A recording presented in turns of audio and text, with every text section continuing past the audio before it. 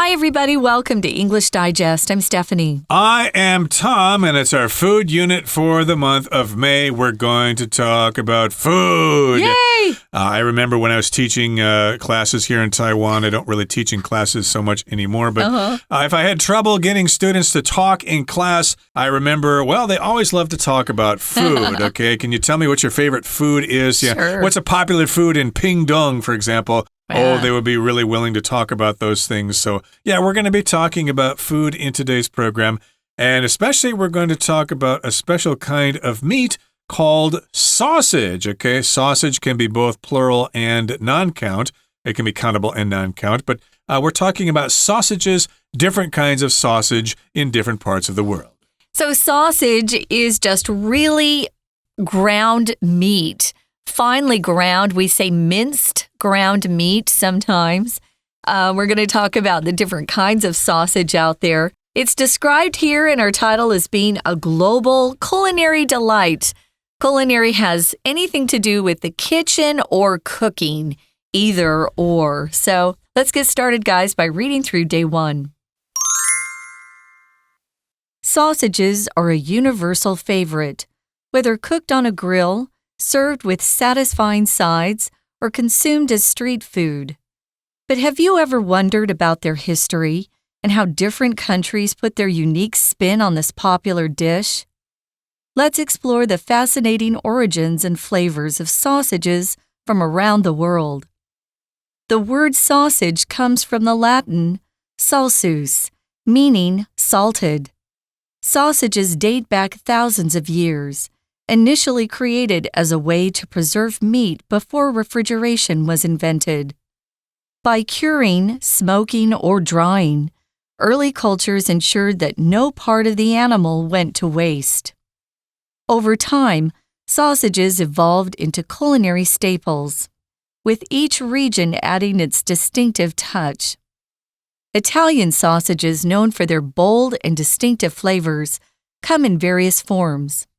Salami, a cured and air-dried sausage, is a classic example.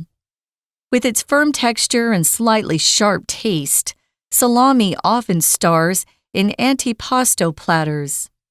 Variations in spices and fermentation create diverse flavors, ranging from sweet to spicy. Another Italian favorite is induja, a spreadable sausage from Calabria, known for its spicy kick and rich smoking notes. These sausages pair beautifully with bread, wine, or pasta.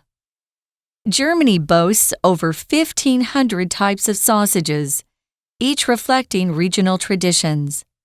Bratwurst, made with pork or veal and seasoned with spices like nutmeg and coriander, is a barbecue staple. Meanwhile, Weisswurst, a delicate white sausage, is traditionally boiled and served with mustard. German sausages are best enjoyed with pickled cabbage, potatoes, and of course a glass of beer. Popular cooking methods include grilling, steaming, and broiling. Okay, guys, let's dive in. Let's talk about the world of sausages. Here we're using sausages in the plural form because we're talking about different kinds of sausage located around the world. We've got a nice variety for you today. Today and tomorrow, actually, we're going to go around the globe to some of the countries that are most famous for their sausages. One of the things that I love about sausage is that it's just full of fat, and I love meat. So this is something I really enjoy. A lot of people will cringe at the word fat. Won't I get fat if I eat too much fat? There is some research that says no, you can eat a lot of fat. And it's no good problem. for your brain. Never forget. It's very good for our brain. We need fat for our healthy brains, especially as we get older. Yeah, the real thing you need to watch out are carbohydrates. Yeah. So be careful there. But again, we're talking about the world of sausages, and it's a global culinary delight. Culinary means having to do with food. Or the kitchen. Or the kitchen, indeed. Yeah.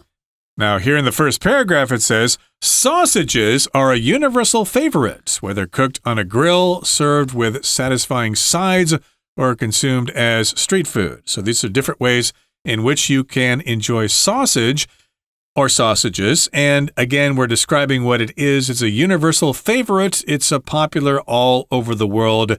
And again, there are different ways to cook it. You can cook it on a grill, which is those iron bars, okay? So you get little black lines on the sausage. That's pretty tasty. Yum. You can serve it with satisfying sides or side dishes. Those are things that are served with something. Like if you have a steak, you might have potatoes or vegetables. So those would be the sides or the side dishes. And to consume here just means to eat something. Right, and you might consume it as a street food. It's a very popular street food, especially here in Taiwan. I love the sausages here. But have you ever wondered about their history and how different countries put their unique spin on this popular dish?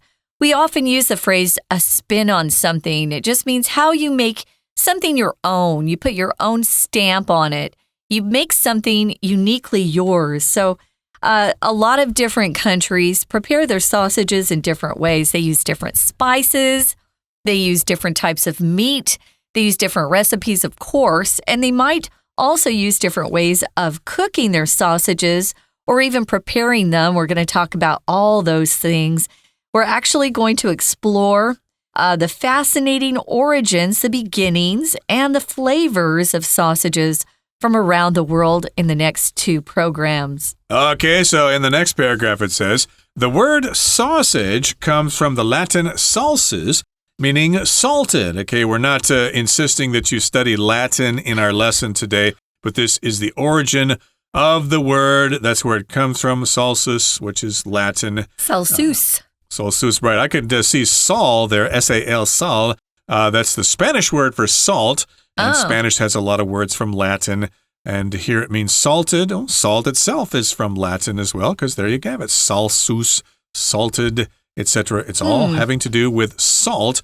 And sausages date back thousands of years, initially created as a way to preserve meat before refrigeration was invented. Aha, so that's why they were invented. Of course, if you slaughter an animal, if you hunt an animal and chop it up and you have all the meat there, you probably can't eat it all at once. And if you leave it out and store it in some place, it's going to rot pretty soon. It's going to attract flies and cockroaches and things like that. So they had to figure out a way to preserve the meat, to put it someplace where it would not spoil, where it would not rot, and other creatures would not get to it. So this was initially created as a way to preserve that meat. So initially just means at the beginning, and they had to do this before refrigeration was invented. That's when you keep things cool in a refrigerator or in an ice box, as it's sometimes called. And preservation, of course, is the noun for that. And you might think, well, after refrigeration was invented, we wouldn't need to eat sausage anymore. But hey, it came around, it's pretty tasty, and it is still enjoyed by people all over the world. So what's curing? Before we had refrigerators or even refrigeration, I know before refrigerators were actually invented as a piece of machinery, they were able to transport blocks of ice from very cold regions down, where they kept them as cold as possible. That was the first type of refrigeration we had, but that wasn't until, I think in the 1800s, they started doing that. So how did they keep food, especially meat, good for long periods of time? They used to cure it. And what they would do is they would add salt, and that would draw the moisture out of the food. And that kept it from going bad or spoiling, as we often use. We talk about something being spoiled, like milk. Have you ever opened a bottle of milk and smelled it and went, ugh, it's spoiled? It's had bacteria get in there and then it gets bad. So they would use dehydration as the earliest form of curing food, keeping it preserved so they could eat it over long periods of time. So by curing or smoking or drying, these are other ways to cure meat. Early cultures would then make sure that no part of the animal they were using went to waste. So this was pretty important, not to waste any part of the animal. Nowadays, if you watch cooking shows or cooking competitions like I do, you'll hear them use the phrase, eat the animal from tip to toe or nozzle to foot. They use every part of the animal they can. A lot of Americans don't like to eat some of the food that is eaten by other cultures like brains, intestines, chicken feet, blood, tongues. But, before we had refrigeration and it was hard to always hunt down animals, people made use of every part of the animal that they could. Indeed, it makes sense. If you're going to kill an animal, you might as well eat the whole thing. What's the difference between eating its muscles versus eating its brains? It's all flesh anyway, so some cultures have different preferences for what kind of things they eat from the animal. True. But yeah, they wanted to make sure that no part of the animal went to waste, and over time, sausages evolved into culinary staples, with each region adding its distinctive touch. Now, a staple, of course, is something that you eat often in a diet. Here in Taiwan, of course, rice and noodles are staples. In America, potatoes and beans and things like that are staples. They're eaten almost at every meal.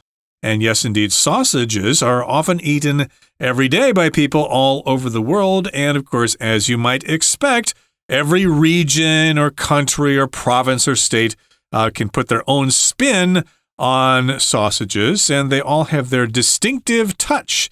Now, distinctive just means it's unique, it's different, it's a characteristic of one person or one place, and you can distinguish it from others.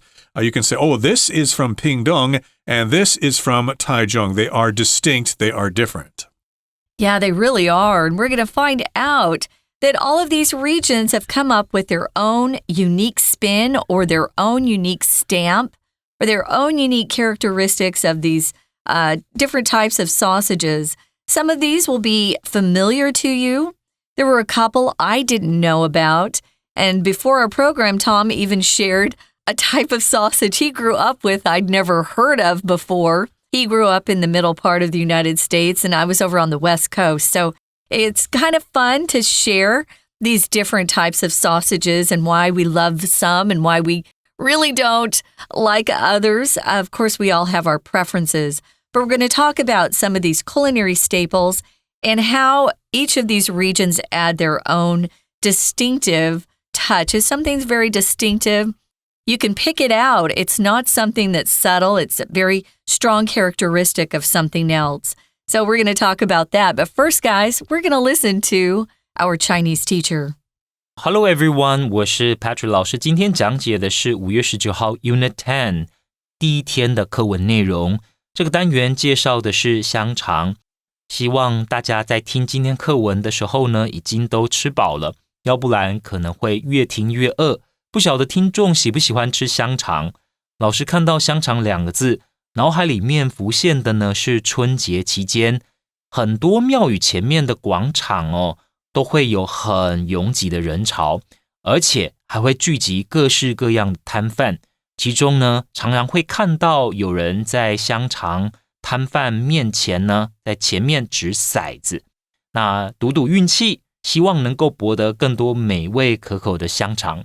那今天的课文内容呢，要介绍的不是台湾的香肠，是意大利还有德国的香肠。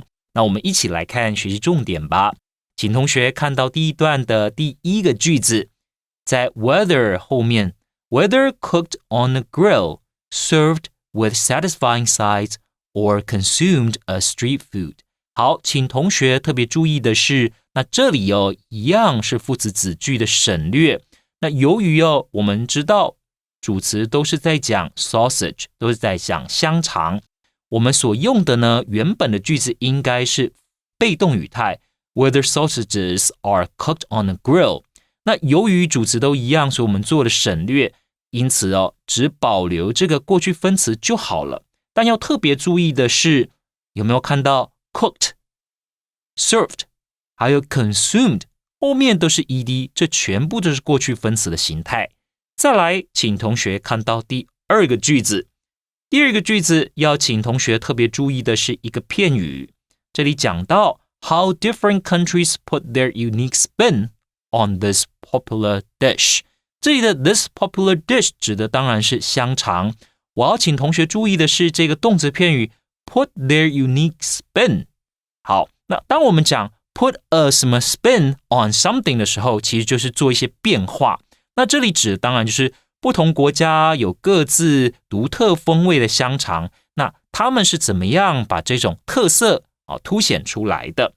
再来，请同学看到第3个句子，这可以说其实就是整篇文章的主旨句了，因为作者就是要介绍这些世界各地的香肠，它们的来源，它们不同的风味，所以 origins, flavors of sausages 可以说就是整篇文章的重点。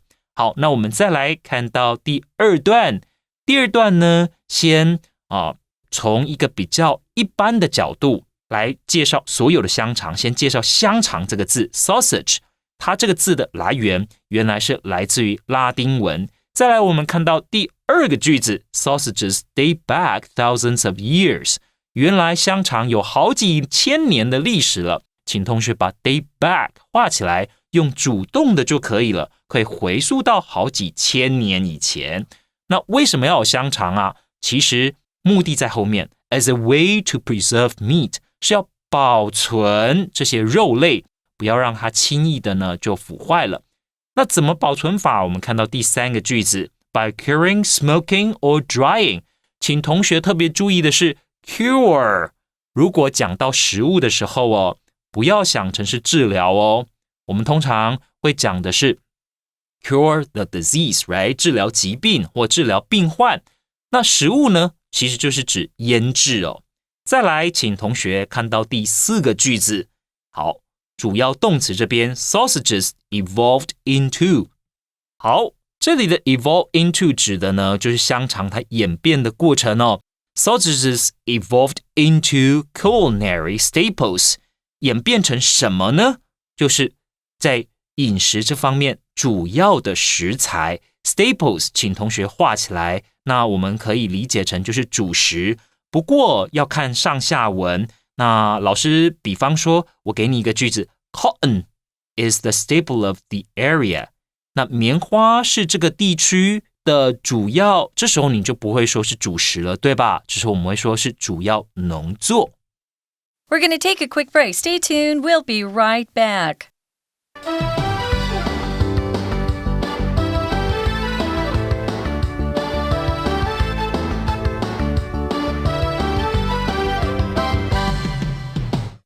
Okay, so as promised, we're going to talk about different kinds of sausages in different parts of the world.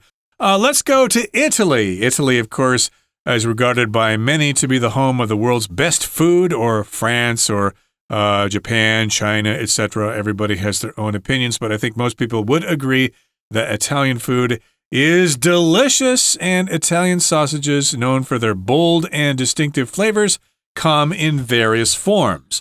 Just like their pasta, there are different kinds of pasta depending on the region that you're visiting in Italy. So they've got different kinds of sausages in different parts of Italy as well. They're known for their bold and distinctive flavors. If something's bold, it's quite strong. So when you eat it, it has a lot of flavor. It's not bland at all. It's quite flavorful. And these flavors are distinctive. They're unique depending on the area of Italy where the sausage comes from. And as you might expect, these sausages come in various forms. There are many different kinds of Italian sausages. If someone asked me where a sausage originated or where it was made the most, I would probably mention 2 countries, Italy and Germany. For me, those 2 countries actually symbolize the sausage that I like to eat the most, probably. So, yeah, Italy has great sausage. Salami is really kind of a very thick, fat, round tube that you'll see hanging from different shops. And if you like pizza, and I know a lot of Taiwanese people are getting into pizza, you'll often have salami as one of the meat choices on top of your pizza. Salami is very popular. It is cured. And it's air dried. They'll just hang up these long tubes. And if you go to a butcher shop, you can buy your own big tube of salami. if you like to eat it a lot of people carry salami around with them, especially if they're on a meat-only diet, and some people are getting into that these days, and they'll just chew on salami to keep them from being hungry. So it's a very popular type of sausage. It's a classic. I think that's true. I think salami is one of those types of sausages that have been out there forever that a lot of people are familiar with. Here it's described as having a firm texture. That's the feel of it. It's got a slightly sharp taste. I don't think it's too spicy, though. I think it's just about right. It's got a little bit of a kick to it, I would say. It's a little bit sharp. And it often starts in what we call antipasta platters. Antipasta means before the meal in Italian. And actually, if you go to an Italian restaurant, you'll see antipasti. They'll use the plural form of this. And what they do is they bring out this plate of different meats and sometimes cheeses, and you'll kind of snack on that before you get the main dish. Pasta is not the main dish. So anti or antipasto just means before. So that's a little Italian for you there, but they're very popular and they star in these antipasto platters. Yeah, I don't think I've had the genuine Italian antipasto platters, but I have had platters that resemble that, plates with different kinds of things. And you put them on crackers or little pieces of bread and have them before your meal. They're kind of like an appetizer. Right. Well, variations in spices and fermentation create diverse flavors ranging from sweet to spicy. So again, there are different ways to prepare sausages. You can have variations in spices and herbs and things like that. You have different kinds of herbs and spices that you use in the sausages and then in different amounts as well. There's also the process of fermentation. And that's, of course, when you kind of store it in some place and expose it to bacteria or yeast or things like that, and it goes through some kind of change. Fermentation is often used when you make alcoholic beverages, okay? You leave it in a certain place for a certain amount of time. You let it ferment, and it will become alcoholic later on. But it doesn't always have to be alcoholic when you ferment things. And yes, fermentation will create those diverse or varied flavors. And we've got a range of those flavors, from sweet to spicy. So my goodness, you can have sweet sausages and you can have very spicy ones, maybe even spicy hot, or picante, as they say in Espanol. Spicy, of course, could mean just the flavor, but it could also mean it's very hot or lalada. Yeah. I wanted to mention one of the most popular fermented foods these days is kimchi. It is fermented cabbage, originating, I think, from Korea. But yeah, a lot of people are loving fermented cabbage. We know that it's very good for our digestive systems. So if you want to get healthy and help your gut bacteria, your gut is your stomach, of course, after you've eaten food especially. Kimchi is really good for you. We ferment things like soy sauce. Soy sauce is fermented soybeans. So they all go through this sort of chemical process, as Tom said. Yogurt is fermented milk. So we use a fermentation, and that's the noun form. Ferment is the verb. Fermented is the adjective form. But yeah, we use that to create these diverse forms. And we've got sweet sausages that we can lean towards if you like sweet, or spicy. I like spicy. Not too spicy. I don't like it to burn my tongue. If it's spicy, sometimes it will have that burning of your tongue feeling. But it can also just be kind of tangy, have a little kick to it. Another Italian favorite is something called andouille. It's kind of a weird word, huh? Andouille, which is Italian. It's spreadable, so it's not as thick, and you can spread this sausage. It's from a region in Italy called Calabria, and it's known for its spicy kick. Notice how they're using that word kick that I used earlier. Spicy kick, kind of a little punch, and rich smoky notes. We often use this word note when we're talking about food. Oh, it's got, and I don't drink, but if you like wine, it'll often, they'll describe these wines as having a fruity note or a tangy note or a smoky note. It's just kind of a flavor. It's between having a taste and a smell, a note. Indeed. So, yeah, it doesn't refer to musical notes here, like da-da-da-da-da-da-da-da-da-da. Those are musical notes, but here they're just kind of hints at smoky flavor there in the sausage. And these sausages pair beautifully with bread, wine, or pasta. So here we've got the word pair. They match well with bread. You can eat them with bread, different kinds of bread, or you can have them with different kinds of wine, white, red, rosé, or whatever. Or you can have them with different kinds of pasta, which, of course, is Italian noodles. And, of course, there are many different kinds of pasta in addition to spaghetti and, ravioli or whatever. There are different kinds of pasta. Now, Germany is our second country here. And like I said, they're one of the countries that I consider to be experts in sausage. They boast over 1,500 types of sausages, which is crazy. That's a lot just for a small country of Germany. To boast means you have something that you're very proud of and you talk about it as one of your achievements. You have a lot of, just pride. So you just boast about it. And it's something that they have that they're quite fond of. They each of the sausages we're talking about reflect regional traditions. Germany is divided up into sections just as Taiwan is. The food in Taidong is different from the food in Taichung. And it's like that in every country. First, we have bratwurst. It's made with pork or veal. Veal is when you slaughter a young cow and you're eating that meat. And it's seasoned with spices like nutmeg and coriander. Another word for coriander, guys, if you're listening to cooking shows, is cilantro, spelled with a C, C-I-L-A-N-T-R-O. That's a very popular herb here in Taiwan that we use a lot. So I know you're all familiar with cilantro or coriander. And it's a barbecue staple. Bratwurst is often barbecued at the parties they have.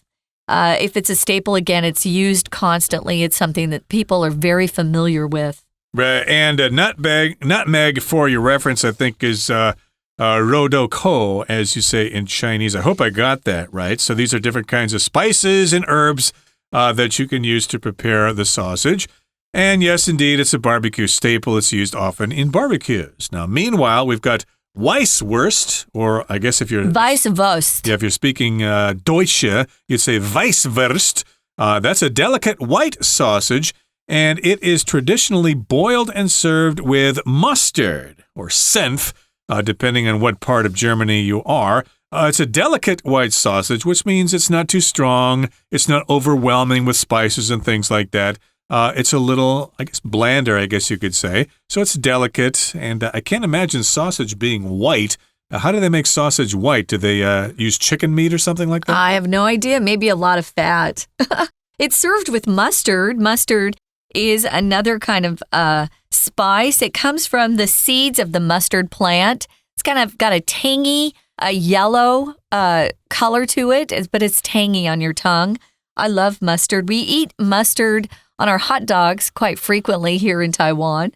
We've got German sausages, it says here, are best enjoyed with pickled cabbage. That's fermented, right? Pickled cabbage. It's also called, what's pickled cabbage called? I forgot. It's called sauerkraut. We use that in America quite frequently on hot dogs, but it's pao cai in Chinese, as Tom reminded me. You could also eat German sausages with potatoes. They love potatoes in Germany. And of course, they're into beer. They have lots of different types of beer. And popular cooking methods include grilling, steaming, and broiling. Okay, so these are different ways to prepare sausages in Germany. Broiling just means you expose the meat to direct heat.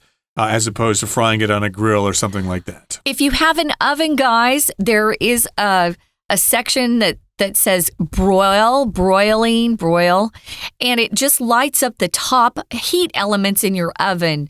The bottom elements are not heated, so you're only exposing your meat to the top part. Usually we use it for steaks.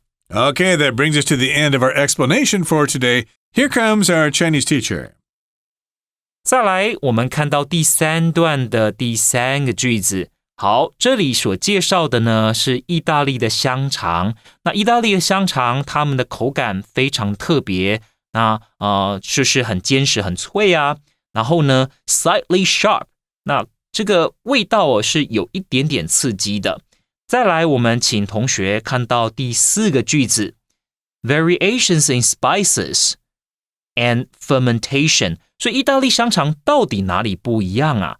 就是它会在香料这方面还有发酵做一些变化。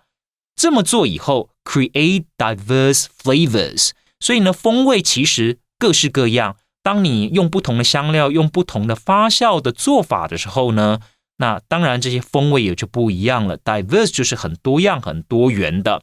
那请同学特别注意到的是后面的 ranging from sweet to spicy， 请把它画起来，从什么到什么。那在我们要表示变化的时候，或者一系列的东西的时候呢，很常用到这个动词片语。那再来请同学看到第6个句子，我们知道说多数的人吃香肠的时候还会搭配一些东西，搭配在英文里面要怎么说呢？第6个句子 These sausages pair beautifully with bread， 那指的就是香肠很适合搭配面包 pair with。